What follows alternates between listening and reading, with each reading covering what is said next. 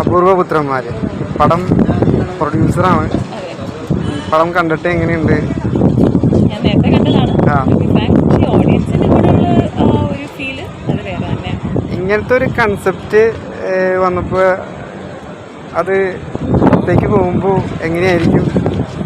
ഈ കണ്ടന്റ് ആദ്യം തന്നെ നമ്മുടെ ഡയറക്ടേഴ്സ് പറയുന്ന സമയത്ത് ആദ്യം ഒരു ഇതുണ്ടായിരുന്നു, എന്തെങ്കിലും പ്രോബ്ലം ആണോ അല്ലെങ്കിൽ അങ്ങനെ. പക്ഷെ ചിന്തിച്ച് നോക്കിയപ്പോൾ ഇതൊരു മെസ്സേജാണ്. കണ്ടന്റ് നമ്മൾ ഒരു മെസ്സേജ് കൊടുക്കുന്നതും ഒരു കോൺട്രവേഴ്ഷ്യൽ ഇത് പോകുന്നതും തമ്മിൽ വ്യത്യാസമുണ്ട്. സോ എന്തൊക്കെ പറഞ്ഞാൽ ഓഡിയൻസിന് ചിന്തിക്കാനുള്ള കഴിവുണ്ട്. ഇപ്പോൾ നമ്മൾ പറയുന്ന പുതിയ ജനറേഷനുള്ള കുട്ടികളാണ് കൂടുതലും. അപ്പോൾ അവർക്കൊക്കെ ഇത് നോക്കുമ്പം ഇത് കറക്റ്റാണല്ലോ ഇവർ പറയുന്നത് എന്ന് തോന്നുന്ന ഒരു സിനിമയാണ്. എനിക്കങ്ങനെ തോന്നിയിട്ടുള്ളത്, ടു ബി ഫ്രാങ്ക്.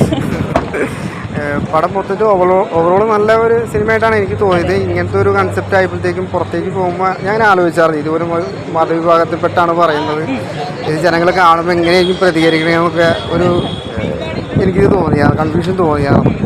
പക്ഷെ ഓൾമോസ്റ്റ് കാണുമ്പോൾ അതൊരു പോസിറ്റീവായിട്ട് എടുത്തിട്ട് അങ്ങനെ ഒരു പരിപാടി. അതിനകത്തൊന്നുമില്ല, നമ്മളൊന്നിനെയും കളിയാക്കുന്നില്ല, നമ്മൾ ഒരു ഇതിനെയും വ്രണപ്പെടുത്തുന്നില്ല, പക്ഷെ ചിന്തിപ്പിക്കുന്നു. അവിടെയാണ് ഈ cinema. Okay, thank you. Thank you.